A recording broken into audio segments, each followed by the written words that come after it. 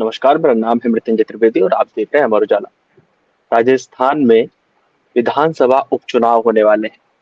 विधानसभा की बात करें, लोकसभा की बात करें तो लगातार हम आपके साथ कवरेज बनाए हुए थे। लगातार आपको राजनीति राजस्थान की लेकर आपके सामने आ रहे थे। हर एक बड़ा अपडेट, छोटा अपडेट, हर एक बड़ी खबर, छोटी खबर हम आप तक राजस्थान की लेकर आए। राजस्थान का जब उपचुनाव सामने आया है तो राजस्थान के उपचुनाव में राजस्थान की राजनीति के क्या समीकरण बन रहे हैं, इन सबको जानने के लिए, इन सबको बताने के लिए हमारे साथ मौजूद हैं राजस्थान से हमारे साथ सौरभ भट्ट जी।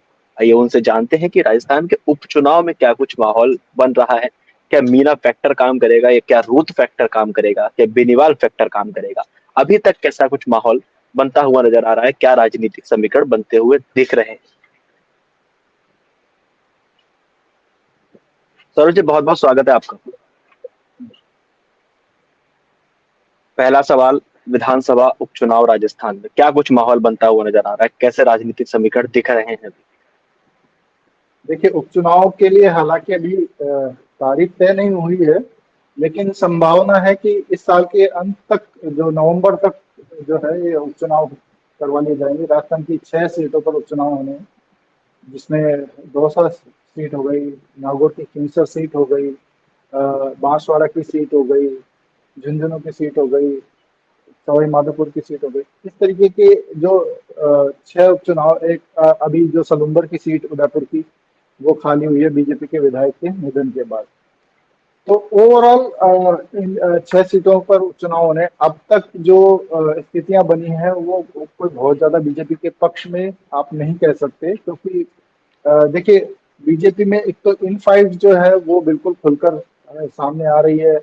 हाँ, अभी इनके जो नए प्रभारी हैं, राधा मोहन अग्रवाल जी, वो उन्होंने जो सदस्यता अभियान को लेकर जो मीटिंग ली, तो उसमें उन्होंने खुलकर ये नाराजगी जाहिर की कि मंत्री जो है वो इसमें पार्टिसिपेट नहीं कर रहे हैं, विधायक पार्टिसिपेट नहीं कर रहे हैं, सांसद पार्टिसिपेट नहीं कर रहे हैं। तो सरकार की एक बहुत बड़ी कमी दिखती है कि भाई, इतना बड़ा सदस्यता अभियान अगर राजस्थान में चल रहा है और उसके बावजूद जो है वो उसमें सरकार के जो महत्वपूर्ण अंग है वो उसमें शामिल पार्टिसिपेशन नहीं नहीं हो होते, पा रहा है। पार्टिसिपेशन नहीं हो पाता। दूसरा, जो संगठन और सरकार के बीच समन्वय की बात है कि जिसके चलते आप कह सकते हैं कि लोकसभा में 11 सीटों का झटका राजस्थान को लग चुका है, उसमें भी कोई बहुत ज्यादा तब्दीली देखने को नहीं मिली। हालांकि सर, बीजेपी के जो आला कमान है उन्होंने मदन राठौर को इस बार अध्यक्ष बनाया, ताकि दो जो ध्रुव है सत्ता और संगठन के, वो बहुत ज्यादा दोनों में डिफरेंस नहीं हो, दोनों एक लो प्रोफाइल कैटेगरी के ही नेता माने जाते हैं। तो लेकिन इसके बावजूद भी देखिए, जो बीजेपी में जो सत्ता और संगठन की दूरियां हैं वो लगातार बनी हुई है, चाहे प्रभारी के आप बयान से देख लीजिए, या जो सदस्यता अभियान को लेकर सूचियों में जो संशोधन हुआ उसको लेकर भी ये चीजें समझ में आ रही है। अब बात करें उपचुनाव की सीटों की, तो किरोड़ी लाल मीणा फैक्टर जो है दो समय काफी अहम रोल प्ले करता है। लेकिन आप देखिए, जी। किरोड़ी लाल मीणा को लेकर जो मदन राठौर ने बयान दिया था कि वो जल्दी मंत्रिमंडल का काम संभालेंगे और ये जो नाराजगी है वो दूर करेंगे, बात होगी उनसे। लेकिन अब तक जो है किरोड़ी लाल मीणा को लेकर ही बीजेपी स्थिति स्पष्ट नहीं कर पा रही है। किरोड़ी लाल मीणा ने फिर से मना कर दिया कि भाई, मैं सरकार में शामिल नहीं हूँ, सरकार मैं मंत्री पद नहीं संभालूंगा।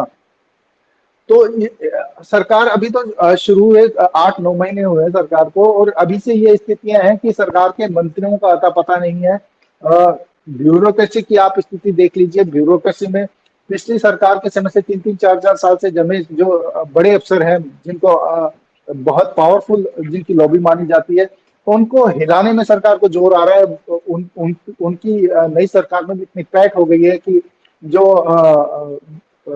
उनको तबादला सूची जो है, उनके चक्कर में पूरी तबादला सूची रुकी पड़ी हुई है। तो ये जी। सरकार का एक जो मैसेज जाता है वो ठीक नहीं जा रहा पब्लिक के बीच में। और लॉ एंड ऑर्डर की भी सिचुएशन आप देखिए कि लॉ एंड ऑर्डर भिवाड़ी में सरेआम जो है लूट हो गई, और अ, जो डकैत थे उन्होंने ज्वेलर को गोली मार दी, अब वो धरना चल रहा है वहां पर। तो ये ओवरऑल जो परिस्थितियां हैं, स्थितियां हैं, वो सरकार के पक्ष में तो कतई नहीं कही जा सकती।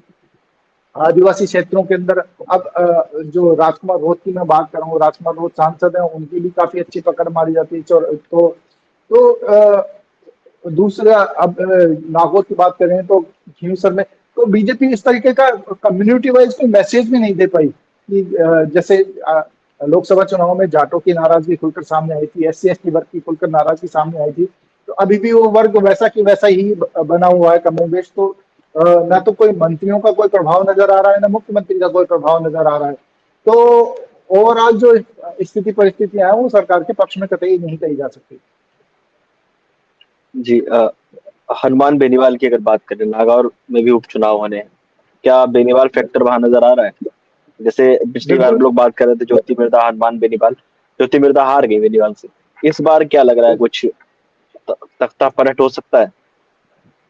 जी देखिए, हनुमान बेनीवाल का फैक्टर वहां पर काफी मजबूत है, और बीजेपी के पास सबसे बड़ी बात है वहां कोई चेहरा नहीं है। बार बार वो ज्योति मिर्धा को हनुमान बेनीवाल के सामने उतारते हैं और ज्योति मिर्धा लगातार चुनाव हार रही है। इस बार बीजेपी ने एक नया कार्ड खेला है, वो सीआर चौधरी को वहां पर तैयार कर रहे हैं। हाल में सीआर चौधरी जाकर दिल्ली में मिले भी थे, तो उनको लेकर कुछ अफवाहें भी चली थी कि क्या राजस्थान में मुख्यमंत्री का चेहरा बदला जा रहा है। मुझे जो संभावना लगती है वो सीआर चौधरी को इस बार राजस्थान में विधानसभा का टिकट मिल सकता है, क्योंकि नागौर में वो भी एक मजबूत नेता माने जाते हैं। लेकिन फिर भी आप देखिए, बीजेपी के पास चुनाव उपचुनाव लड़ने के लिए भी नेताओं की काफी किल्लत है। और ये और जो परसेप्शन है सरकार का, जो नई सरकार आई है वो परसेप्शन बनना चाहिए, वो परसेप्शन भी नहीं बन पा रहा है। तो कहीं ना कहीं इस पूरे परिप्रेक्ष्य में आप देखें तो नागौर की जो खींवसर सीट है, हनुमान बेनीवाल लगातार उस सीट से जीत कर भी आ रहे हैं। तो फिलहाल तो स्थिति उनके पक्ष में ज्यादा नजर आती है। अच्छा, ये जो सौरभ जी, किरोड़ी लाल मीणा वाला जो जितना भी बात चल रहा है, उनके लोकसभा चुनाव खत्म होते ही रिजल्ट आती है, जब दौसा सीट बीजेपी हारी, तब से किरोड़ी लाल मीणा का जो इस्तीफा था, उसके बाद अभी तक उनका इस्तीफा जो है मंजूर नहीं किया गया। लगातार यही चीजें सामने आती है, क्या वो वापस ज्वाइन करेंगे या फिर अब क्या होगा? जिला अपना राजस्थान का आपदा मंत्री इस समय कौन है? एक उन्होंने बीच में कहा भी था कि भाई, मैं आपदा मंत्री ही की तरह ही काम कर रहा हूँ, आपदा के बीच में मैं लोगों के बीच गया हूँ। ऐसे भी उन्होंने कुछ संकेत भी दिए। ये सब जो अंतर्द्वंद किरोड़ी लाल मीणा और बीजेपी के बीच में चल रहा है, इसका उपचुनाव पे क्या असर देखने को मिल सकता है?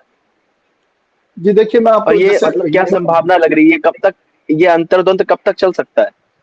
जी मुझे इसमें कोई समाधान होता नजर नहीं आ रहा है, क्योंकि दिल्ली ने शायद राजस्थान को अपने भाग्य पर छोड़ दिया है, और राजस्थान में कोई दुर्भाग्य से ऐसा कोई बड़ा नेता नजर नहीं आ रहा है इस वक्त जो इस पूरे मामले को ठीक से हैंडल कर सके। आप देखिए कि पूरे प्रकरण के अंदर जो जो नेता है, सदन के नेता, मुख्यमंत्री भजनलाल शर्मा, उनकी कोई भूमिका ही नजर नहीं आ रही इस पूरे प्रकरण के अंदर। ना तो उनका कोई बयान आया है कि किरोड़ी लाल मीणा को कहीं उन्होंने बातचीत के लिए बुलाया है, और ना ही कोई इस तरीके की कोई दूसरी चीजें हुई है कि भाई उनको किसी तरीके से कोई समझाइश की, दूसरे चैनल से समझाइश की कोशिश की गई हो।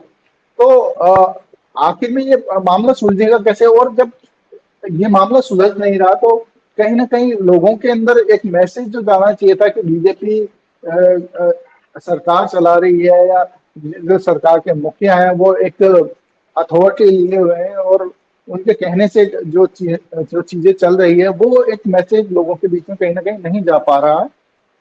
तो जो कांग्रेस के लिए भले कोई बहुत बड़ी चुनौती मुझे नजर नहीं आ रही है, किरोड़ी लाल मीणा के जो समर्थक हैं वो वो भी निराश होंगे। बीजेपी के जो ओवरऑल जो बीजेपी का वोटर है वो भी एक कंफ्यूजन की स्थिति में रहेगा। तो इसलिए ये जो है ओवरऑल नुकसान की स्थिति में बीजेपी यहाँ पर नजर आ रही है। बिल्कुल, क्योंकि अगर राजस्थान में बीजेपी की बात करते हैं तो किरोड़ी लाल मीणा शायद अभी सबसे ज्यादा सीनियर नेता है वहां बीजेपी के लिए। जी बिल्कुल।